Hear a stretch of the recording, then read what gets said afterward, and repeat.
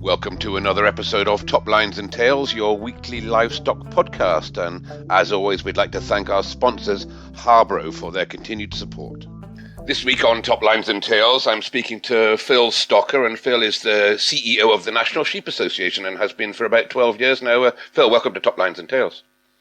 Thank you. It's a pleasure to be there here with you. And I think I'm right in saying 12 years you'd have taken over from Peter Morris and before that John Thorley. So it's been you've been in there a long time now and settled in that role well. Absolutely right. I started in November 2011, and in the 3 or 4 months' time, I'll come up to my 12th year. Excellent. It's been a busy 12 years, but I'd have to say an enjoyable 12 years too. Good. And the NSA, for those that don't know, we have overseas listeners as well, the National Sheep Association, based in Malvern in Worcestershire in England there, but you cover the whole country, don't you, and have representatives all across all the regions as well. We do, absolutely. We cover all regions of England, Wales, Scotland, and Northern Ireland. And as you say, we've got representatives and committees and regional chairs and lots of, if you like, devolved activities in all of those 9 regions. We call them the 3 devolved nations, and then and all English regions as well. So we're very active on the ground. Okay, and is that a volunteer role, or there's some people in paid positions across some of these? No, everyone that we've got someone in a paid role in all of those 9 regions, 6 English regions and the 3 devolved nations. They all perform slightly different roles. Some in the devolved nations are heavily involved in policy work in those nations, in Wales, Scotland and Northern Ireland. Quite a few of them are involved in organising events like Welsh Sheep and North Sheep and Sheep Southwest. Mm-hmm. And 1 or 2 of them simply act as secretariats for our committees. So they all do slightly different things, but yet they're all financially remunerated. Okay. Good bunch of people. And I see, and I've just looked through the list briefly, and there's some quite high-profile people like Mary Dunlop there in the Scottish region, who I know, quite a high-profile Beltex breeder. Do you canvass for people like that, or how do people get appointed into these roles? Is this by committee, or do they apply, or how does it work? In roles like Mary is the treasurer of our Scottish region. As I say, all 9 regions have got chairs, and they've all got vice chairs and treasurers, and they've got a regional manager as well. The regional managers we appoint, and the regions take a lead in that, so they select the people that are most suitable for them. The honorary roles like chair and vice chair and treasurer, they are nominated and elected usually at the annual regional membership meeting. Okay. And so they are all voluntary posts. Those posts. It's only the regional managers that are remunerated. Okay, that covers that. And it's an open question, this one, but what does the NSA actually do? Let's just can you summarise it into a few sentences? That's quite a challenge, actually. But we're here. We create a community for sheep farmers, and we very much act as a bridge between the sheep farming world and the outside world. And when I say the outside world, I mean, I'm talking very much of our policymakers, politicians, civil servants, people that set the framework for within which we work, organizations, the bridge between our sheep farmers and other organizations, some of who share our interests and some who have got quite opposing interests. But we try and explain sheep farming to other organisations, and increasingly to the public as well. The public are, I suppose, increasingly hungry for knowledge and information about how their food is produced and how the land is managed too. And so I often feel we act as a bridge between the sheep farming community and the outside world. But we also, interestingly, increasingly, I think, act as a bridge coming back the other direction as well, because as we all know, that the world is being faced with a very wide set of challenges that make the world a changing place. And we do try to, I suppose, to translate a lot of what we see going on in the wider world, globally and nationally, back to our sheep farming members as well, to help them to prepare for the future and maybe to adjust or change or evolve their businesses where necessary. Okay, that sounds like a pretty good précis of that. And you mentioned members there. I mean, the NSA has been in existence, I think, 100 years or so. And how is that funded? Is that funded through the membership, or are you government funded? No, we're not government funded at all. It's funded mainly through our membership, although we run a number of events, things like the National Sheep event, North Sheep, Welsh Sheep, Sheep Northern Ireland, all those sorts of events.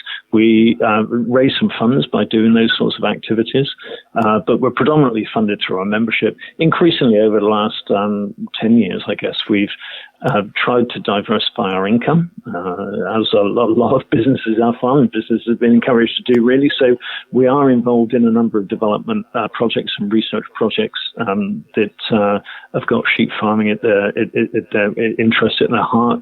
And so we do apply for projects, initiative, development grants wherever we can.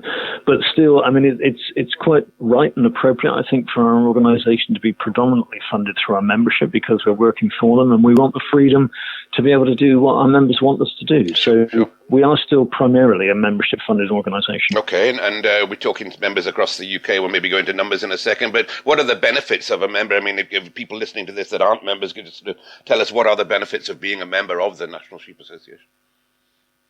Well, there's two. Well, I often look at membership of any organisation in two ways, really. It's what you can do for the organisation and the people that it represents, and also what you personally get from that organisation.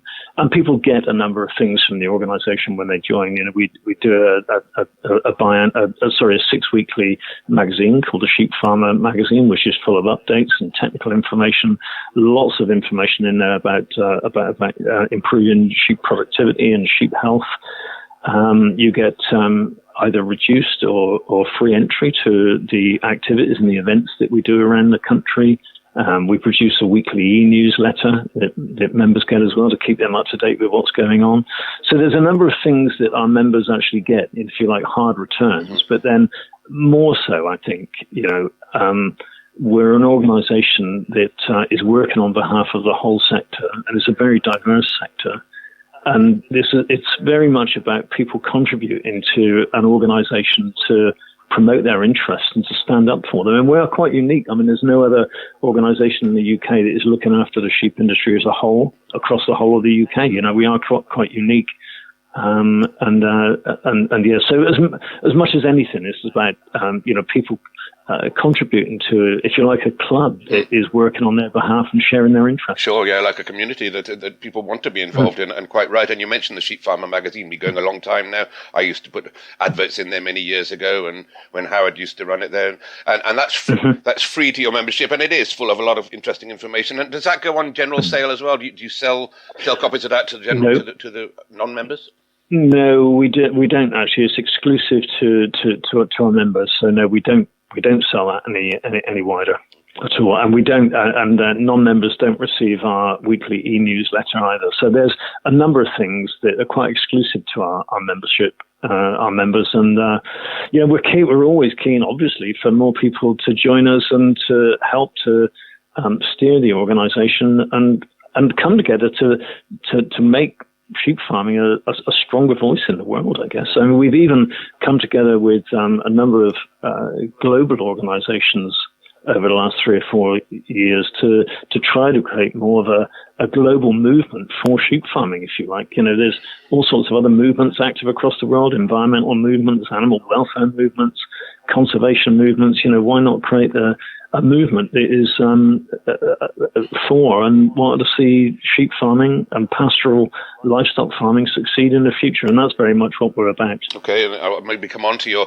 overseas interest in a second, but let's just stick with UK for the moment. Sort of, what numbers of sheep do we, again, for our overseas listeners, and for myself, actually, what numbers of sheep are there in the UK now, and how many sheep farmers out there, and are numbers going up with sheep or down, or where's the industry sitting at the moment?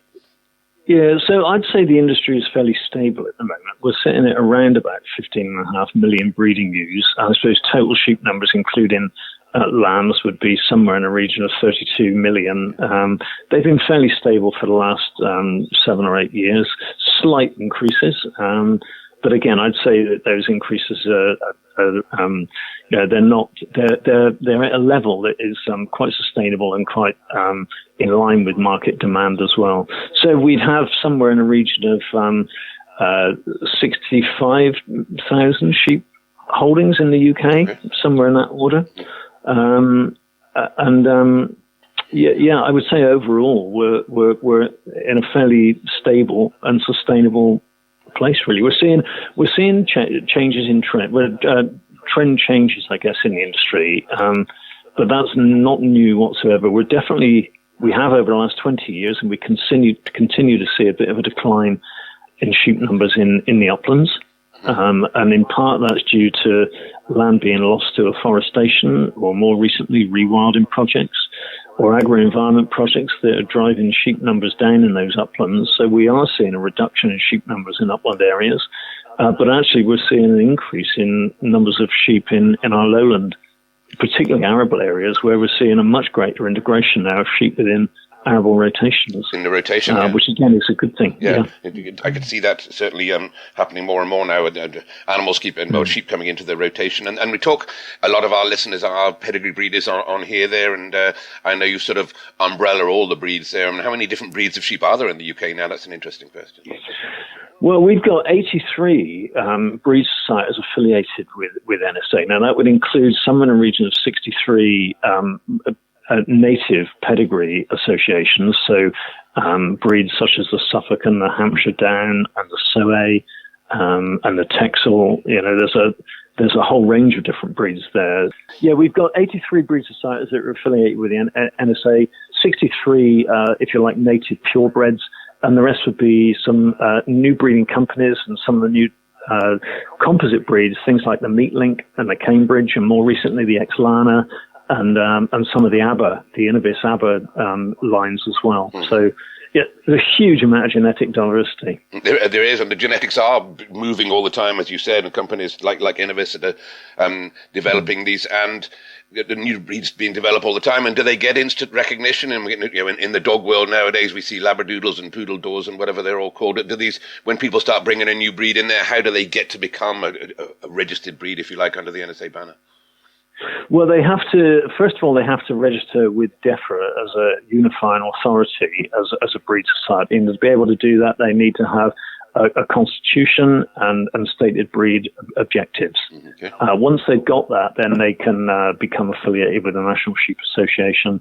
And again, we act as a voice for them and connect them with a whole range of work that's going on in the UK. And I think it's really important to recognise as well that some of the new composite breeds, the ABBA lines, the Innovis ABBA lines, and the Exlanas and the Meatlinks, we can't continue to innovate and progress and develop those sorts of lines with really objective and clear breeding plans without the whole range of other native breeds and breed societies that act as a foundation. So they're all equally important. And in my mind, what we need to be doing is this is not about preserving genetics. It's about maintaining a wide diversity of genetics, and hopefully everyone agreeing that we can make advances in genetics without all sheep needing to become the same.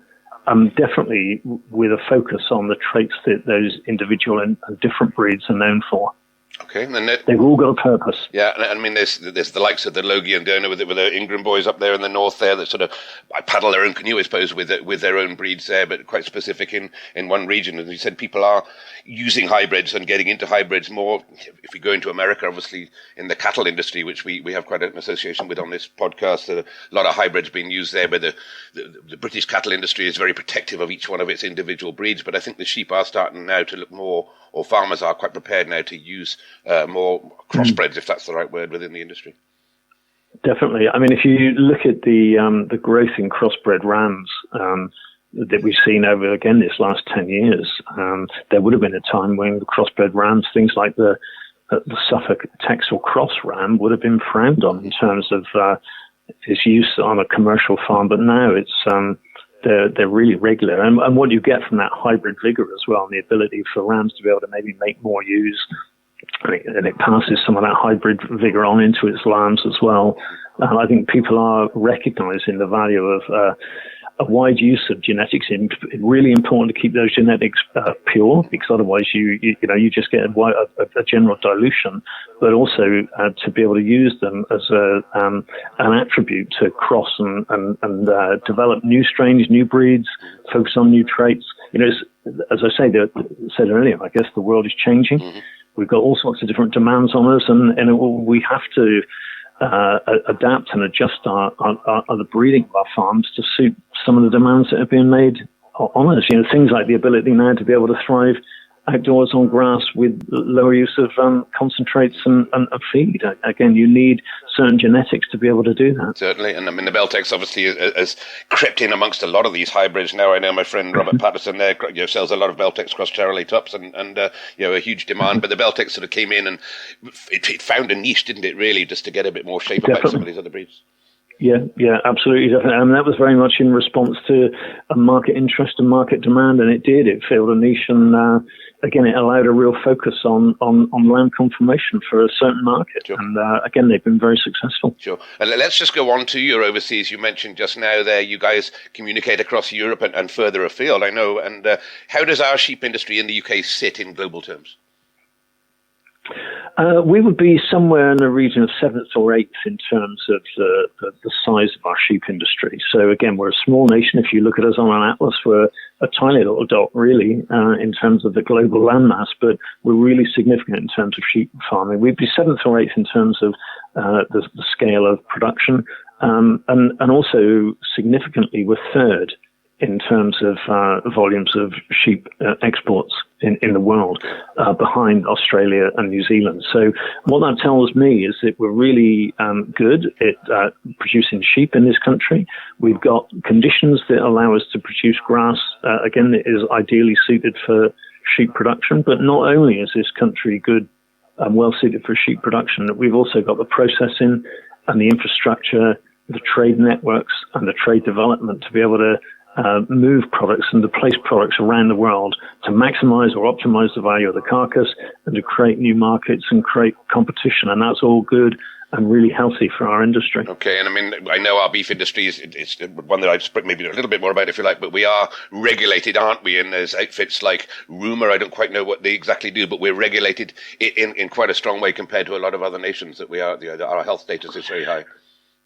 We've always been known for high standards here in Britain, and I think back 4 or 5 years ago, 5 or 6 years ago, I guess, after the EU referendum, Michael Gove at the time set out the direction for British agriculture, which is no different now to what it was then, which is all about high standards and premium and quality products, and trying to carve a niche out for ourselves across the globe based on those principles. We're not, and that because of our fairly high regulations, our high environmental demands, high animal welfare interests, we're not a nation that is going to, and because of our high population as well in this country, we're not a nation that is just going to compete with commodity markets on global terms. Our future is about setting our stall out as a high quality, high value, premium brand with underpinned by good standards. And those standards include environmental regulation, welfare regulation, along with our farm assurance schemes, and just the general high standards of practice that we tend to employ here in Britain. Okay, and you mentioned exports there. We are an export nation, but of course, since we did leave the EU, the live exports have been curtailed. And are we seeing? Are you working towards getting that live export market open again? Is that going to happen now, Phil? We are working to try to get the live market into Europe working again for breeding animals. Yeah. The government have been very clear on this, that they intend to stop the movement of live animals for slaughter across in Europe, or for further finishing as well. They've also been very clear that there's no intention to stop that trade in live breeding animals. So we are working to try to get that back open again. The reason it is not happening just now is that there are no border control posts with live animal facilities on the other side of the English Channel, which means that there's nowhere to be able to dock and record and go through the paperwork and do the veterinary checks on any live animals going in on that what we call the short straits from Dover to Calais. And until that is resolved, and that all comes down really to getting to a point of more harmonious negotiating or relationships between Britain and the European Union. Ironically, we saw for many years, again, there's been a lot of animal welfare activist opposition to live animals going across the channel. One way or another, we've seen that trade stop. And ironically, we are seeing animals going through a much longer journey now across to Northern Ireland, down through Southern Ireland, and across a much longer sea journey into southern France. These are just for breeding animals, and no one would say that's desirable, but some people where that trade exists, have got no option really but to follow that route. So we are working to try to reopen those live routes for breeding animals. We are seeing more interest from countries around the world in our genetics, and that trade is happening in the way of germplasm, both semen and increasingly embryos. And we'll have seen just this last week this trade in embryos open up to the US. I think we'll see more of that. Europe is still a really important market to us for meat. Still by far the majority of sheep meat that is exported from Britain still goes into the European Union, but it goes across in a meat or a carcass form, not in live animals now. Okay. No, well, that's good. I mean, as you're probably aware, I live in mid-France, and there's a huge demand from quite a few people around here trying to get these live animals in. As you said, that route through Ireland is open, but very difficult, and obviously the scrapie genotyping is very much a part of that as well. But whose responsibility would you say it is to put those docking stations in place in places like Caen and Dover? Is that up to the French to do that, or is there something we can do that from a financial? Well, it is. I mean, that's been one of the sticking points. Really, it is up to the French and European Commission to put those facilities in place. The industry, the NSA, the unions, a host of other organisations have done what we can to try to put pressure on DEFRA and our government to do what we can. We've even suggested that we should offer the checking points this side of the channel for the EU to come and do those checks before the animals go over, so we could provide those live animal facilities this side, really, with all the paperwork and the lorries being sealed. But again, it is an EU responsibility. It comes down to the EU to do it, and it would just be nice to see more livestock keepers and farmers over in Europe, I guess putting more pressure on the European Commission to try and do it so the trade works for them. Sure. That's what we need, really. Sure. Okay, and that likewise with the cattle as well, of course, that live cattle trade. A lot of people desperate to get, and pigs. A lot of people desperate to get breeding cattle and breeding animals out here. Anyway, let's just go on to yourself, Phil. You came into to this business, as I mentioned earlier on, 12 years ago, and you came from the Soil Association. What's your background within the industry? So I was born and brought up in an urban setting in Bristol with family that farmed over in Wales. I spent a lot of my formative years staying with them, visiting them, living with them, and I guess that was the start of my interest in farming. As soon as I could, I left school and I signed up to what was then the agricultural apprenticeship scheme. I was linked with Lackham College in Wiltshire, working on a large estate up in Wiltshire. And I went through a very conventional, farming education, I guess, in terms of going to college and working on farms and estates. I progressed into farm management. I managed a couple of farms, and then I established my own share farming enterprise. My wife and I moved to Somerset and farmed there for about 9 years. So I've had a long background in practical and commercial agriculture. And then I took a change of direction relating to BSE, actually. It was due to BSE that my career took a change of direction, and I moved away from practical farming and into, if you like, agricultural development and agricultural policy, working for the Soil Association back in 1997. I worked there for somewhere region 15 or 16 years, and that really opened my eyes to a completely different aspect of agriculture, I guess. I would never dreamt for a moment that I would have started to work or be interested in that world, really. But it's fascinating, and it does that whole world of agricultural policy and the industry overview, I guess, is so influential for the future of agriculture in Britain, land management in Britain, and our food in Britain too. You know, our how we source our food. That time at the Soil Association, I guess, was at a time when there were big questions just coming through BSE about the way that our food was being produced here in Britain. It was at a time when lots of farmers were struggling financially, struggling in terms of knowing which way their businesses were going to go. It was a start of a huge interest, I guess, in sustainable agriculture. And look where we are now in terms of the numbers of times that we use that phrase sustainability. And during those years as well, it was like going back to college or university, to be honest, because there were so many innovating and pioneering farmers that were just testing and trialing a whole range of different approaches that have become commonplace. Things like the use of clover within lays and moving away from routine worming of sheep, for instance. You know, trying to find alternative ways of promoting health in our livestock without over reliance on inputs.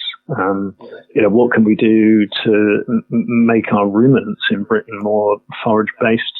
Managing grassland and crops without herbicides and fungicides. You know, organic farmers, the Soil Association of Organic Farmers were dealing with those issues back in the mid-90s, and prior to that as well. We saw big growth of interest in those sorts of things, those sorts of issues around that time. And it was a really exciting time to be part of an organization that was seeing substantial growth. And I think as, a lot of the outcome of that world, that movement, I guess, has really influenced a broad scale, general agriculture, and it was definitely the birth of the whole regen agriculture movement in Britain. The organic farming and agroecological farming, I guess, was very much the foundation and the start of thinking about regen ag in Britain. And that obviously gave you massive grounding to move into the role that you did at the head of the NSA and the NSA themselves. You answer to a board. I assume you've got, is it Dan Phipps, your current chairman, and previous chairman, yep. John Gildar, Jonathan Barber. There's been some high-profile guys in there, and Brian Griffiths. Brian, if you're listening, Brian and I were pals at school together many years ago, but another good farmer and able guy. Absolutely, yeah. The NSA is a charitable company. That's our constitution. So as a charitable company, we've got a board of trustees of the charities and charity and directors of the company. So it's a board of 14 people. They're all nominated and elected from our regions. So they, if you like, they represent the whole of the NSA across the UK. And it's that board that are legally responsible for the organisation and the direction that we take. And they're supported by a number of other committees, a Finance and General Purposes Committee, and a UK Policy and Technical Committee. And again, in turn, the UK Policy and Technical Committee is supported by a whole number of regional committees, which gives us our grassroots. Puts our tentacles back into the earth across the UK, I guess. So there's a really strict and solid structure behind the NSA, but it's still very much grassroots organisation. Okay, and with you at the spearhead, as I said, and you were recently, I think, won an award there at the National Farming Awards. So congratulations on that. What was that one? Yeah, absolutely. Yeah, no, that was an Outstanding Achievement Award for the industry, which was given by the Farmers Guardian. And it was a real privilege. It was an honour, and it was a privilege. And again, if I think back to previous years, I wouldn't have ever dreamt that I'd be considered for anything like that, let alone, be given that award. So no, it was a real honour to have been given that award. Well, as I said, congratulations. And just talking about, maybe harping back to what you said about the Soil Association, I suppose we need to mention carbon. That word rears its head pretty much every week on our top lines and tails, us heading towards net zero. And we could get into a deep discussion that we probably don't have time for. But how are UK farmers adapting to this need for change, and how many people are buying into this? I think people have started now to accept that that we've got a global problem that we can be part of the solution for. I think there's still the jury is out in terms of how much on an individual farm, how much we're actually contributing to climate change when you consider that there's still aeroplanes, well, apart from the fact that most of them are on strike, although they've stopped at the moment, but on a normal day, there's aeroplanes still buzzing around the world and, transport and huge energy use of fossil fuels around the world. So you can have an interesting discussion about to what extent our individual farms are really contributing to climate change. But I don't think you can deny the fact that there is more that we can do. And the more climate responsible we become, the more we enhance our reputation and the more sustainable we become. But also, there are many ways that we can become part of the solution, and whether that is doing more to make the case that our farms can lock up a lot of this carbon, through sequestration in our soils and in our hedgerows and various habitats around the farm. So we can be part of the solution. And some people already are, and in the future, we will maybe benefit more financially from locking up that carbon and being seen as a positive for not just carbon and climate change, but also for biodiversity and nature as well. That's the other big challenge that we're faced with at the moment. Sure. So I think people are, it wasn't many years ago, 4 or 5 years ago, that there would have been a lot of people that would still question whether climate change is taking place. I think the weather events that we've seen over the last 4 or 5 years have convinced most people that climate change is happening. I think, again, the majority of people would accept that that human activity has definitely contributed to that change or sped that change up.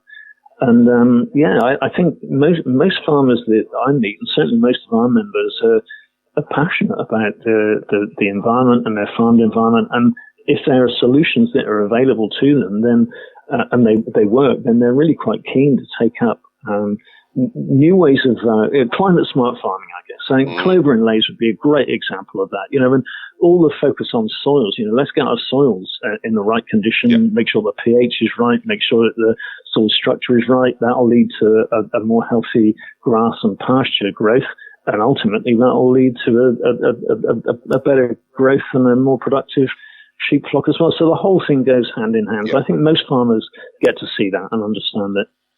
I said we won't sort of go down too far down this carbon route, but I did have Professor John Gilliland on a podcast a while ago based in Northern Ireland, where they are now coming up with ideas of how they can measure sequestration of carbon going back into the ground. And I think once we can get that measurement of how much we're taking in versus how much is going out, then we obviously get a much more better balanced look at the whole question, really. Yeah, absolutely. And you mentioned youngsters. We need to start encouraging youngsters coming into farming with the new ideas and what have you. And how are we encouraging youngsters? What does NSA feel a responsibility or take a role in trying to bring youngsters back into the industry that maybe couldn't afford to get in? Yeah, absolutely, we do. And it was something that, when I joined back in 2011, that we started on a pathway of trying to put some more structure behind the work that the organisation was doing for young people. For a long, long time, the NSA has, I suppose, supported young people and run next generation shepherds events and tried to involve young people. But I was just aware that there was a lot of work going on and there was a lot more we could do. So in late 2012, we established a new initiative called NSA Next Generation, and we wrapped together a whole range of different activities now to try to encourage and then support youngsters coming into the industry and the organisation. And when I look around, most sheep-related activities, and certainly NSA events, there's no shortage of youngsters that are really interested and keen to come into this industry. And we're still one of the sectors of the agricultural industry, I guess, that young people can get a foothold. They're still in relatively low requirements in terms of capital needs. We've got young people that are setting up new businesses with no land whatsoever, with no land ownership whatsoever. They just all they own is a flock of sheep and maybe a Land Rover or a truck and a quad and some handling equipment and a dog, and they'll run their sheep on other people's land. Whether that's wealthy people that are coming into the industry buying up farms in beautiful parts of the country, or whether it's arable farmers that are looking for a new livestock enterprise to go alongside. The reintroduction of grass to act as a break crop for cereals. So there's still lots of opportunities. There's lots of interest, and we've I think that the last 10 years we're seeing the fruits of our labour in terms of now seeing some young people that are farming really successful sheep farming businesses, and from a selfish point of view as well, young people that are coming into the NSA because they will be the lifeblood of the organisation in years to come. We are seeing now young people that have been through our ambassador program, again, a program that we run for 10 years now, come through that program, coming into positions as regional chairs and involved in a number of our committees as well. And that's really important for the future. That's excellent. And is there somewhere where a lot of youngsters listen to this program? Is there somewhere, do you offer part of your portal where they can go or report to you guys if they want to get into the industry, or can you guide them to the right people? Is there something we can tell them? Yeah, definitely. We've recently established. We've got a next generation social media network, I guess, that we acts as a place where young people can come together and share ideas and just stay in touch with each other. I mean, the people, we've had 10 years now of an ambassador program where each year there would have been some in a region of 12 or 14 people come together, and we take them through a year's program of technical and personal development. And one of the joys of that program has been that people stick together afterwards. They go through that 12-month program, and it's only that they come together about 5 or 6 times a year, and they'll stay together for 2 or 3 days in each of those periods. So they get to know each other again professionally, I guess, and socially, and they just stay together. Social media now allows them to do that quite easily. And then what we've managed to do, I guess, is connect that whole network up on a wider scale. So, people are staying in touch. We are trying to we're providing services for young people where with a jobs, seek and looking for a jobs service, and a business match-minding service as well. We run that on a fairly informal basis, but we're fairly successful in terms of putting people in touch with the right contacts. Mm-hmm. But the other thing is that what I don't want to do is to set a young person's section off in separation to the rest of the organisation. I'd much rather try to make sure that we proactively integrate young people into our mainstream committees and activities. We don't want I suppose an older generation NSA and a separate younger generation NSA. We need to integrate the two, and that's what I'm busy trying to do at the moment, to make sure we got those youngsters coming through with us doing activities that service their needs, but actually bringing them in so that they influence the whole as quickly as they can. Excellent. So the youngsters out there, I'm not sure whether you need a CPH number to become part of the NSA. No.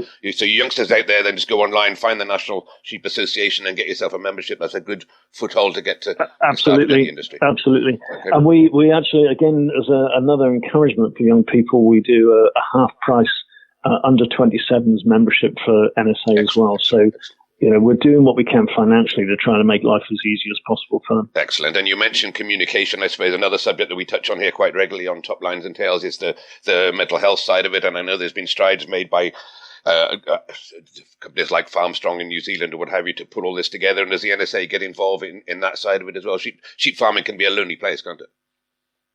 It can. And, in everything that we write about the NSA, and every message that we put about the NSA, it always includes that social aspect. I mean, the social side of things is definitely an important part of sustainability. And without people in the right frame of minds, then the industry is not going to succeed in the future. So all the events that we run across the country, I've mentioned our national sheep event that we hold in Malvern every second year, and then our regional events. They all, when I look around them, they perform such an important social element. Yeah. It is about sharing technical information. It is about I've been challenging discussions around farming and land management policy and that sort of stuff. But it's also a place for people to come together and just chew the fat. Yeah. And they love to do that, and they perform a really important function in that in that area. So yeah, it's a really crucial part of what we see our responsibility as in the NSA is the people. Yeah. We're still fortunate as a sector within agriculture, I guess, to have a fairly high number of people involved, a high number of people as well that would be running small and medium-sized enterprises and their own businesses, sometimes on a part-time basis.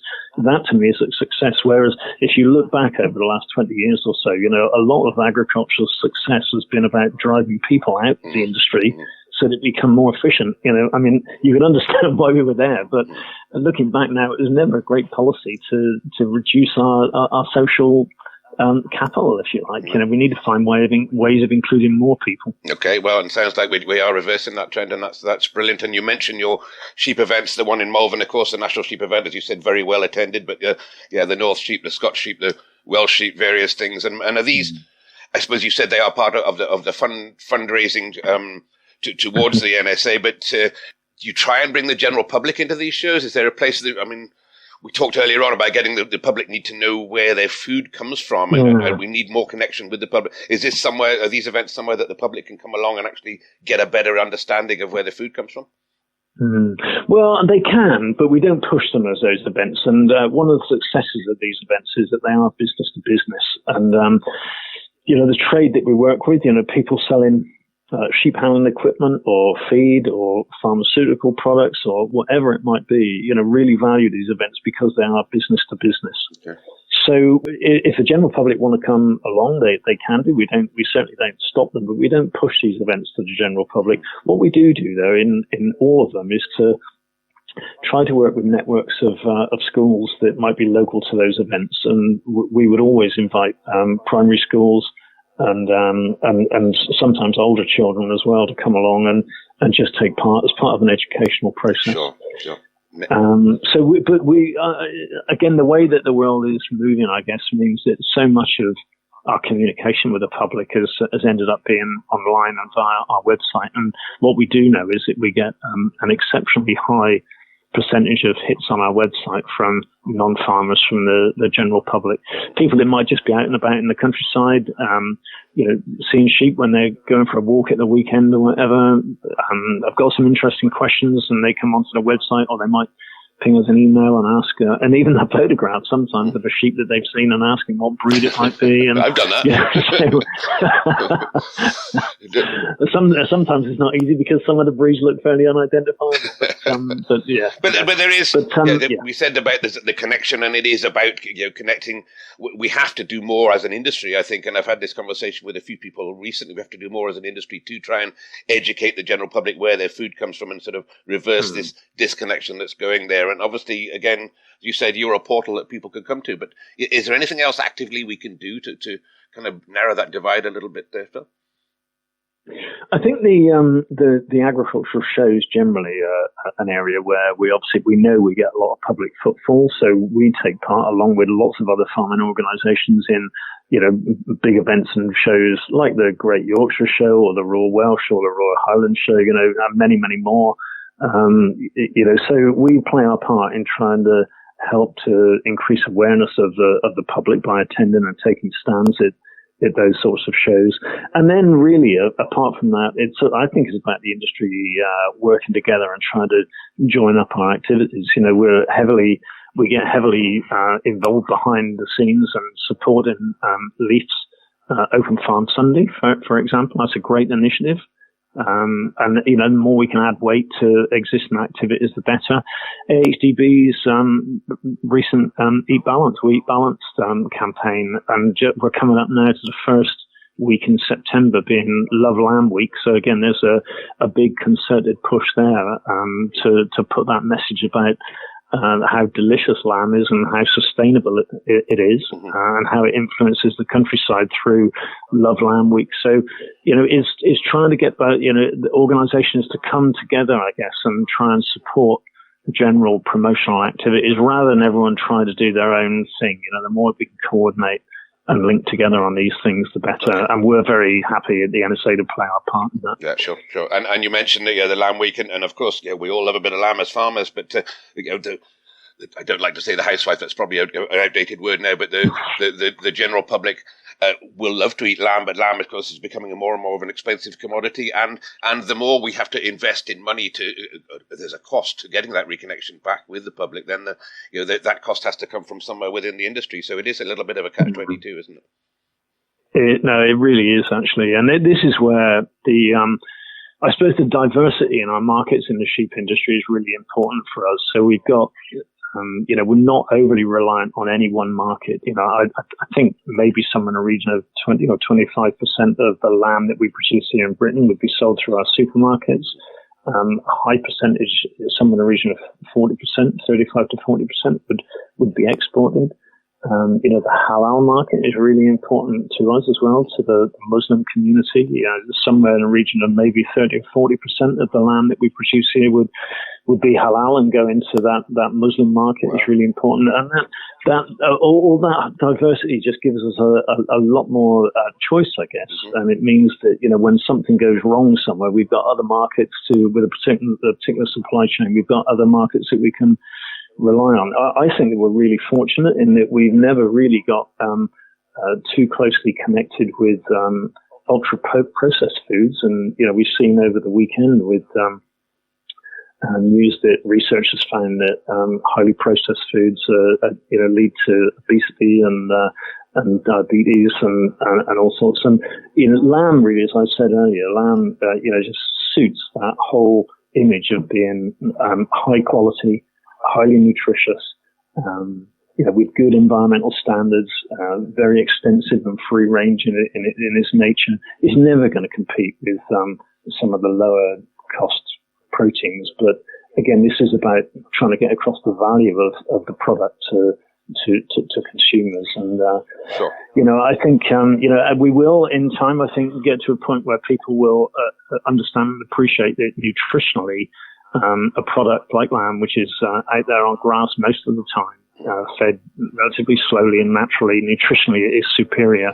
And it fits that whole, eat a little bit less meat, but eat higher quality meat mantra perfectly. Okay, and I'll add a little bit of more to that as well. Of course, in the last 20 years or so, with a data-driven industry that we've got involved now with the weight recording and what have you, in the back fat scanning, lamb going back probably when I was a youngster, lamb would be a fat product, which because nowadays is a bit taboo. But nowadays, lamb has been bred to be lean and bred to be sort of more eye muscle and what have you. So that's why the industry has changed to that. Yeah.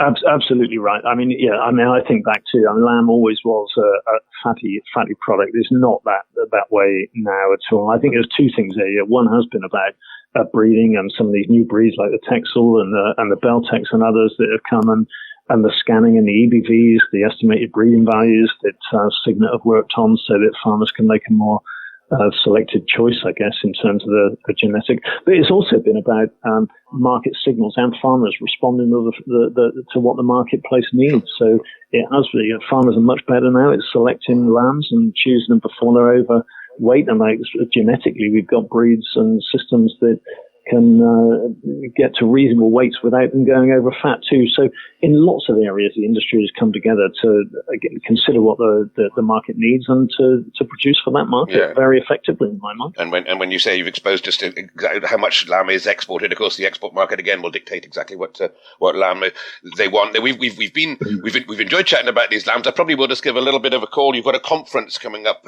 in October there, the NSA. Just tell us a bit about what that involved and who gets involved in that one.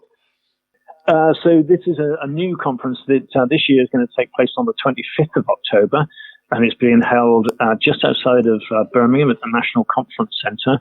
And the focus this year is going to be on sheep health, because this is one of the areas where I believe so strongly that we can make some real advances in terms of reducing losses, becoming more productive, I guess, reducing our carbon footprint and reducing our costs as well, without having to change or put pressure, if you like, on the established sheep farming system. So the theme of this conference is going to be very much on sheep health. We've got some great speakers, including lots of farmers who have tried different techniques and have changed their farming systems or maybe used products and new vaccines that have come along and again shown that they can reduce the amount of work and reduce the amount of losses as well. So it's the focus is on sheep health, quite rightly so. And that 25th of October. And that's open to your members? Is it open to non-members or other people can come along and maybe join a membership when they get there?